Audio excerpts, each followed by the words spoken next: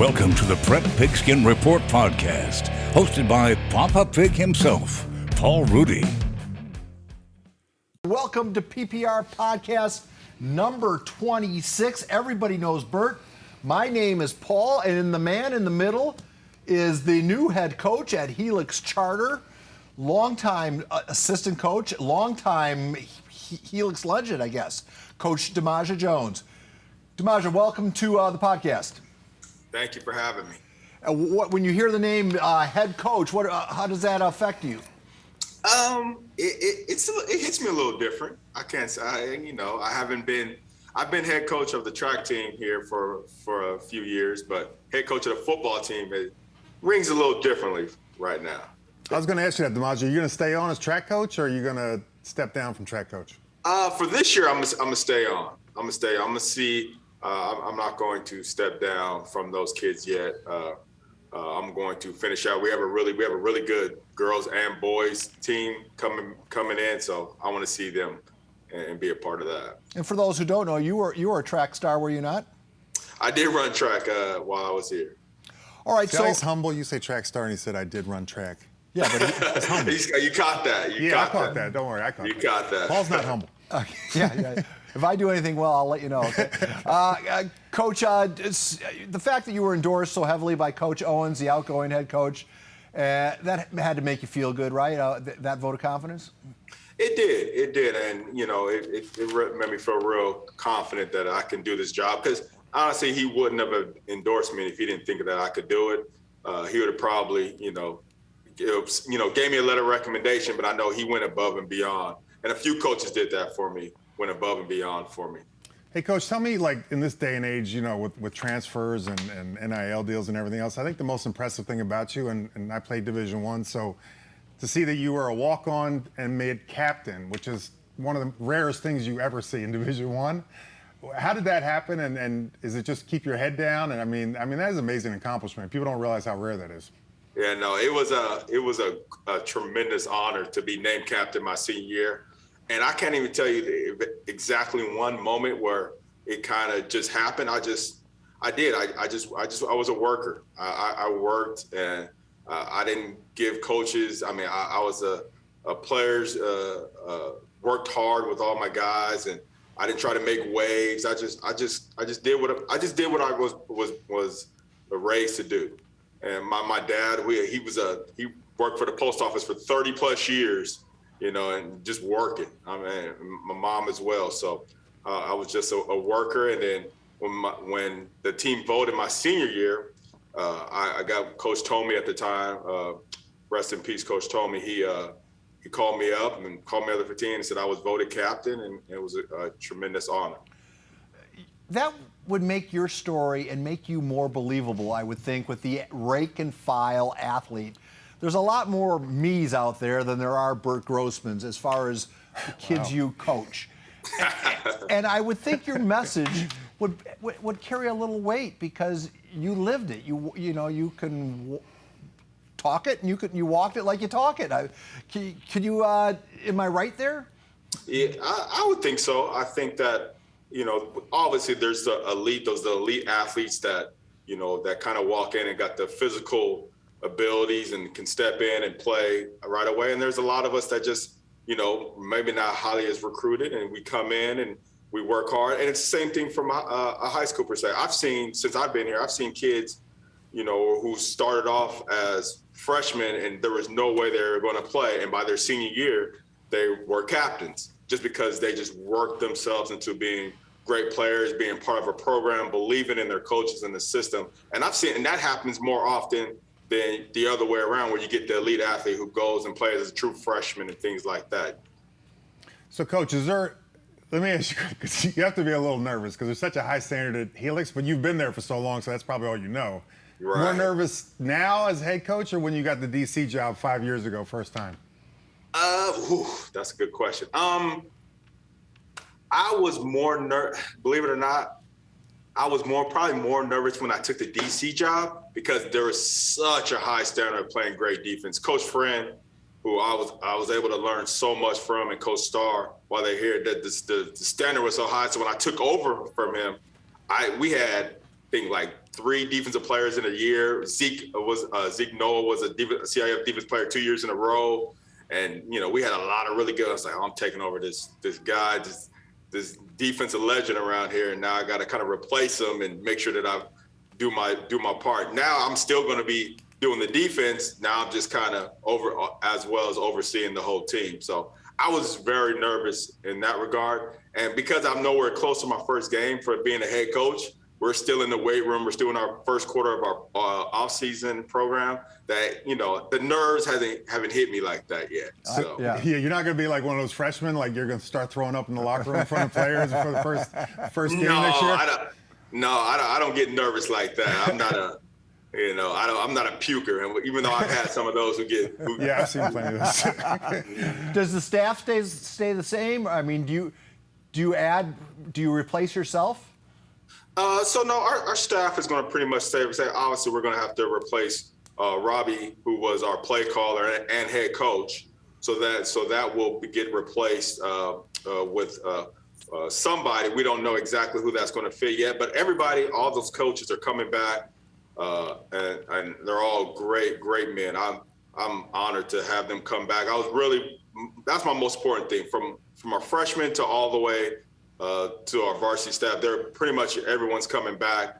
Has gave me a vote of confidence, said that they're going to rock with me, and which is huge. So we got to replace Robbie from a play calling and standpoint. But I'm going to involve all the coaches in that decision and things like that. When you bring new coaches in, because you guys, I've been deep into, high school football here for probably 10 years, and you guys are almost like the Patriots. I mean, from 2010, 2020, you set such a standard. Is it hard to bring coaches in from the outside to get them to adjust to that? Or is it just, because, you come from a different school, Helix is Helix. So is it hard to get them to buy into your system or fit in? But believe it or not, I'll use Coach Thompson, he was an awesome man who came from a different system and came into Helix. And he was a huge force in 2017, he coached with us. And when he came in, he brought tons of knowledge, but he just kind of fit in perfectly with our coaches. He knew what the standard was, the expectation was. And because of that, I think he wanted to coach here at Helix. And we've had other coaches, and they just know that the expectation is, okay, when you're here, you're trying to win a championship. You're trying to develop players and things like that. So when they come in with the mindset of, okay, how can I contribute to help us win as a program? So that has been the overall consistent when we bring coaches in and things like that. That they're at the end goal, that we all have the same kind of goal at the end. Everybody's role might change, but we all kind of have the same goal. I don't know if it's public knowledge yet, but being that this is being taped and we won't roll this part just yet, Mater Dei is going to be in Division I next season, not Division II. That news is going to hit the transom today, I believe. Does that have the program itching at a potential rematch to take on Mater Dei again? Oh, absolutely. They've gotten us the last couple years. And, during the COVID season, we played them. And then obviously last year in the regional game, we played them. So we would love to compete against those guys. I mean, they're well coached. They got great athletes. I'm really impressed by their quarterback. He was a lot better player in person than when watching on film. So if we get an opportunity to play him, I would love that. But right now they're not on our schedule. But who knows, if they get in Division I and we get matched up, hopefully in the playoffs, and then we can see what happens. So Robbie kind of left, for us abruptly. I don't know if you guys knew, but, the last couple coaches, Troy Stark came from Florida, Robbie came from Colorado. Were you interested in the job? Did you think they were going to go on a national search? Did you ask for it? Did they ask you? Honestly, the history has shown that they've always, and I can go back from even before that. So when Coach Arnaiz had it, they actually, when Coach Wood took it over, when Coach Arnaiz had it, Coach Wood was from kind of I don't know if he was out of state, but he wasn't out of market. Local. Yeah, he wasn't a local guy. So when he took it over, and then Coach Van Hook took it over from him, and then Coach Starr. So the history has shown that they were going to go out of county, but this time they decided not to. They decided to stay in house, and I'm truly appreciative. But did I think they was going to probably open it up? I did. but I appreciate that they saw confidence in me and just kind of, I did have to go through the interview and all those kind of things. So, but yeah, they didn't open up from a national standpoint, which I do appreciate. How will the 2022 Scotties look different under Coach Jones than they did under Coach Owens? They will look like I kind of said, our culture is good. Like, our culture isn't broken. I'm not trying to reinvent the wheel. I'm not trying to change a bunch of stuff. Obviously, I'm a little bit more defensive minded, but I want to throw the ball a little bit too. We've had really amazing backs the last 20 years around here, and we have good young ones now. But we're probably going to, try to open it up because our quarterback it could be special, and I want to make sure that we kind of use all our weapons offensively in that regard. So we might be a little bit more, open up than normal around here, depending on the personnel and things like that. And you bring up culture. That's interesting, because I was going to ask you about that. You guys are one of the few programs that, you can look back for the last 5, 6, 7 coaches, and the culture's never been broken, and it's always been the same. It doesn't matter if somebody comes from Florida, the Middle East, Canada, the culture stays the same. What do you attribute that to?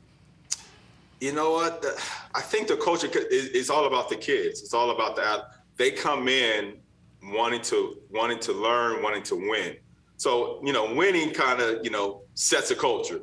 So when you come with that expectation that I want to do what the guys done in the past, from the Zeke Noahs to the El Elion's to the Nate Stinson's, all the great players that came through Helix, the same thing is that, they want to win. Now, do we win it every year? No, we don't.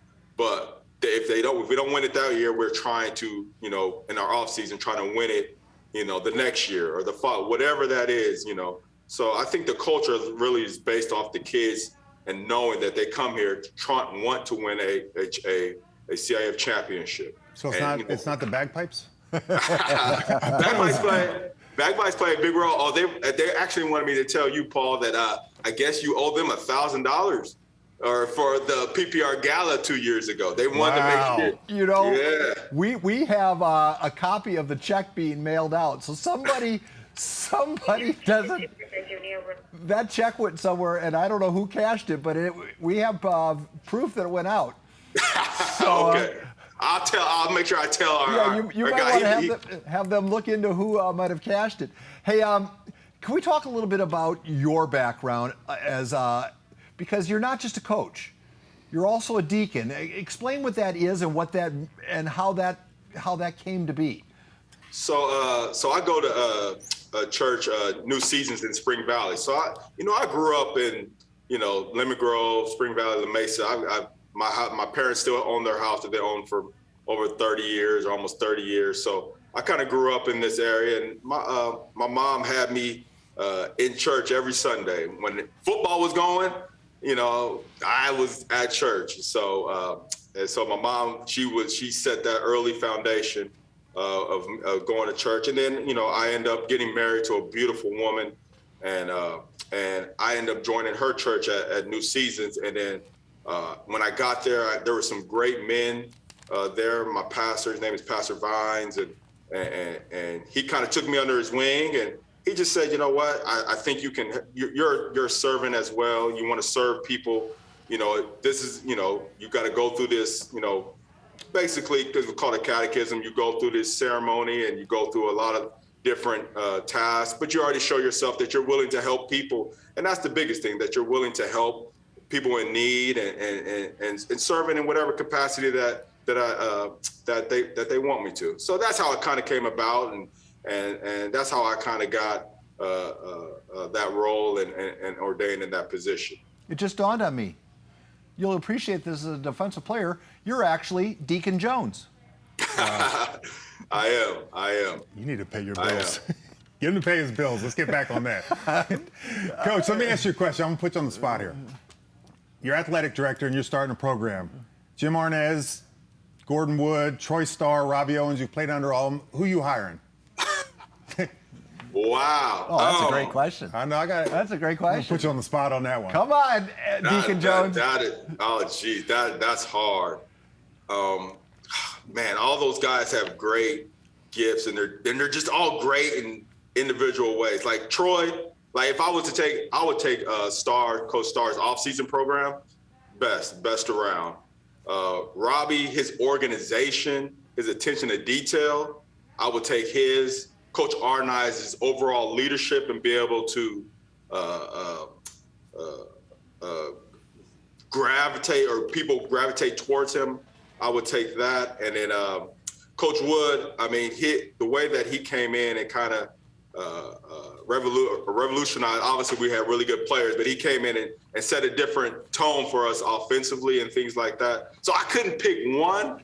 If I would pick an individual trait from each one of them, that's what I would take. I would more take individually. Wow, well You played. want a politician, Wow. a composite of the coach. Hey, speaking of off-season programs, you brought up Coach Starr, but it seems like every team now either has a 7-on-7 affiliation or even a direct connection. I think of Mater Dei and Lincoln, and I can name a bunch of other schools that seem to have something going, cooking that funnels athletes into their school. What does Helix do on that scorecard? What are your feeder programs? We don't actually have a 7-on-7 program necessarily that's we're associated with. A lot of our boys go to different places. They go to some go play for the McCossie, the Mater down there. But a lot of our boys play for one that's called Gridiron Ministries. I think it's based at Mount McGill, actually. A lot of our freshman staff run that, are part of that Gridiron Ministries, and they play 7-on-7 there. And they have their own kind of, a lot of the Helix kids play there. But we don't necessarily have one that's affiliated with us like that. But our boys do play in different ones, and I know a lot of them play. How important is that?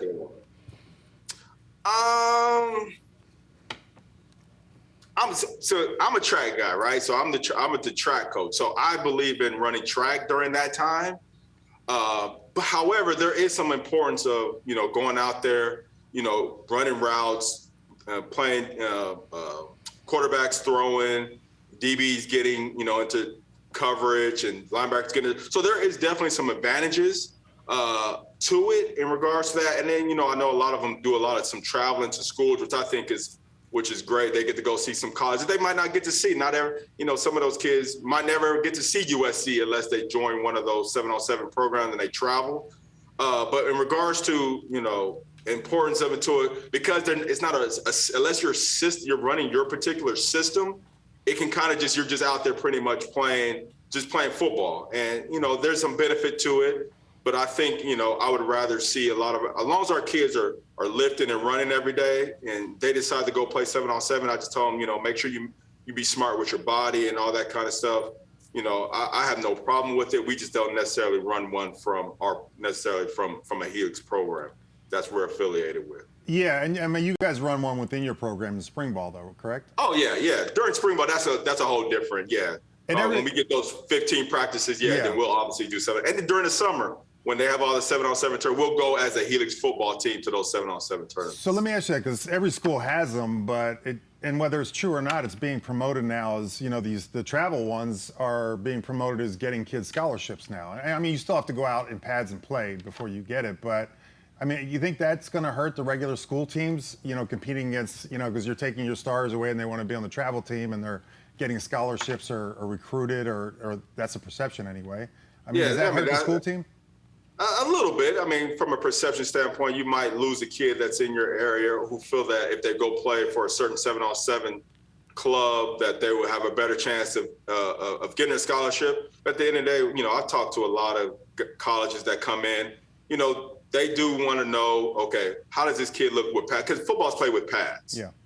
Football, you got to have, can you evaluate, talent and speed and court? Yes, you can, but football's played with pads. So at the end of the day, that might, help them, get their name out a little bit more from a promotion standpoint, but they still have to go back to their high school coach and watch high school film and them. Can they tackle? Can they block? Can they run? Can they catch? Can they do those type of things? When the pads get on, can a quarterback, under pressure, does he, is he going to get, crumble under pressure? Or is he going to scramble? Is he going to make good decisions. Like I think that's very difficult to do. But the kids are gravitating to those club 7-on-7s more. But however, from a collegiate standpoint, colleges still want to know what you look like with your pads on and things like that. That I have talked to, over these years. Plus, as a defensive guy, you realize that some kids really enjoy the contact and others don't. Oh, absolutely. I tell kids all the time, football's not played in shorts, Some kids' stocks rises when you have pads, some kids' stocks fall. Right. It just is, when the pads come on, you can tell a lot. Yeah, and there's so much, and for me, it's like you said, the hitting obviously is one thing, but you mentioned it with the quarterbacks. I mean, the whole thing is, can you handle the pressure? Can you throw over your offensive line and not throw these, crossing routes where you're throwing it, you would hit the center in the butt, which you're throwing 7-on-7. But yeah, it's like kicking field goals without a rush or without any stadium crowd or anything. It's just a totally different thing. Oh yeah, and there's so many things and everybody kind of plays as one type of defense in 7-on-7. It's you but the competitive nature of it, like, okay, now you get athletes that compete, and then you can tell about a kid that's going to compete, in those things. So there is some positives about it. It's just, it's just another version of, development for football, but it definitely is not, the end all to be all in regards to, determine how good of a football player you are. Damaja, I went to look to see if I did a cursory search for the night you were a Silver Pigskin finalist in our studio. That was the year Gonzalez from St. Augustine won, right? Who won your year? You know what? I didn't win, so I don't even remember. Yeah, I was a kid by the name Ryan Gonzalez, and back in those days, it was the best play that got you onto the podium. And you clocked somebody. You just put the wood to somebody that got you on the podium. Do you remember that play? Oh, yeah, absolutely. Absolutely. I was playing. It was El Cap. Last stop, El Cap. The Vaqueros, Tom Sutton about to meet Helix's Damaja Jones. Damaja Jones, candidate number 3 for the KUSI. Play of the week. So choose wisely, for your dialing fingers will change a young man's life. Right, Damaja? Damaja, can I have your autograph? No problem. Have you noticed any changes here around school? Not really. Everybody trying to treat me the same. Same recognition and everything. It was so funny that my DB coach, Coach Babbitt, who's actually still coaching with us today, he wasn't there, but all throughout the week he told me, okay, when you get this particular, it was a slant arrow kind of concept, and he says when that tight end goes out, that guy's coming to slant. You just wait for him. And he was so crazy that he wasn't there for the game because he was having his son on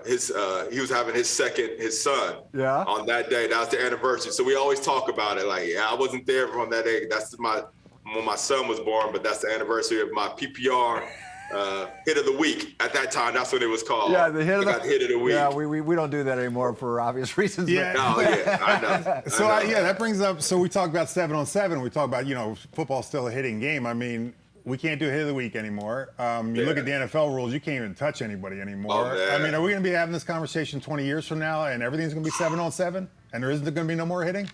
I hope not. I hope not, because if you take out and it's so crazy that I remember, and we all didn't know. Like, we used to lead with our face mask and you just didn't know what you didn't know what you didn't know, and that was part of the game. I remember my favorite player at the time was like Steve Atwater. He used to lay people out for the Broncos, and Ronnie Harrison when he played for the like they were. I mean, that's why I play safety, because guys like that. But the game is different and things like that. But I hope not. I hope that they never take away the physicality of the game, because that's what makes football special.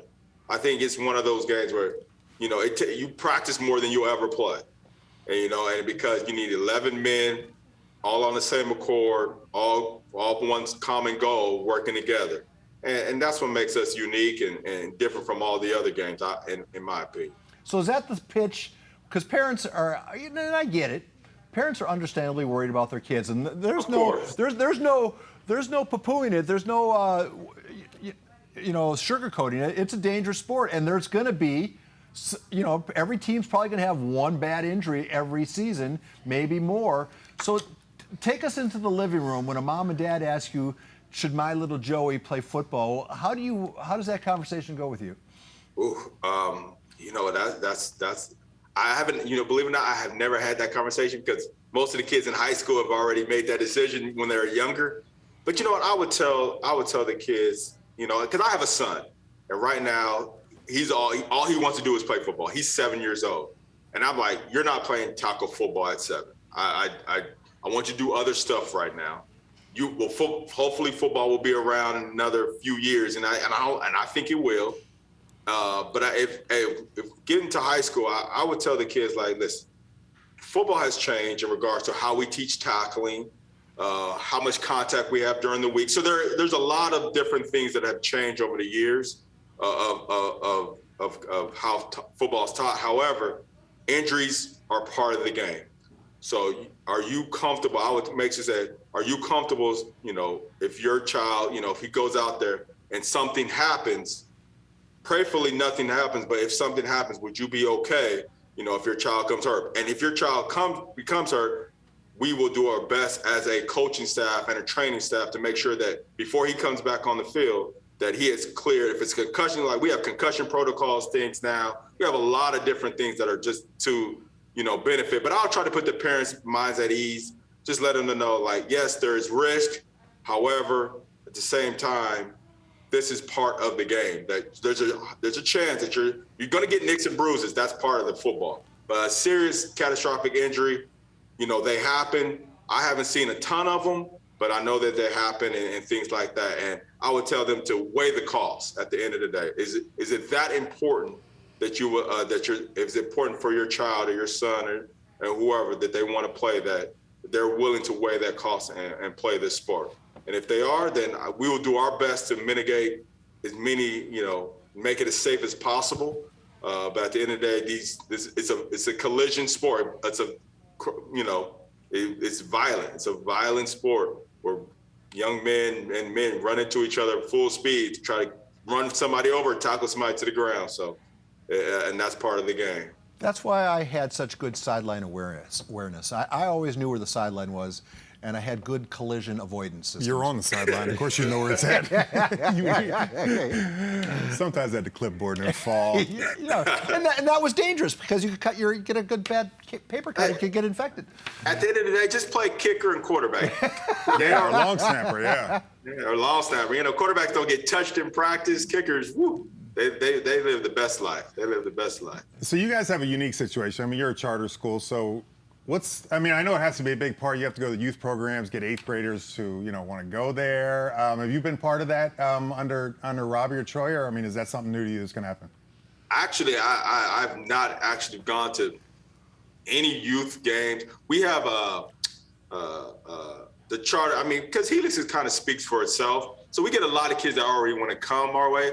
Obviously, we do have some coaches that have coached youth and things like that. But I've necessarily never been to a youth game and tried to, recruit a kid to come or anything like that.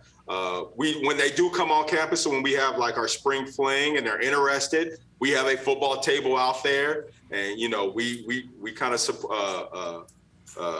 show the future Highlanders or want to be future Highlanders what the program's about. And so we kind of open up our campus to have a spring fling for all the incoming 8th graders and kind of show them what we're going to be doing and things like that. And that's how we kind of, when they come on our campus and, we try to do our best to try to show them the best, our best foot going forward of what this program's about and what you're getting into. On that note, I think we should call it a conversation. Coach Jones, if you could do me a favor, if you have any good stills from your college days, could you please email them to me so I can include them in the cut-up of this conversation? Sure, absolutely. And if you can find any PPR stuff. Why don't you find that check? I looked. So me and the wife looked, but you know what? I had the old, so we used to have it on VHS, but then I had the DVDs, and I was like, nobody has a deal. Like the computers don't have DVDs no more. Chromebooks, Apple. Nobody has these, so it's just. You're old, Coach. You're very old. We had black and white reel to reel, so don't even talk to us. Yeah. My son saw a VHS. He saw the VHS tape, and he said, "What is that?" And he tried to open it, he was like, he had no idea what it was. Well, if you have any pictures from your high school days, please email them to me so I can include them in this cut up. And we'll start posting it, if not today, tomorrow, okay? Absolutely. And Coach, thank you so much. I promise not to bother you until fall of this year. No problem. I enjoy it. Damaja Jones, everybody.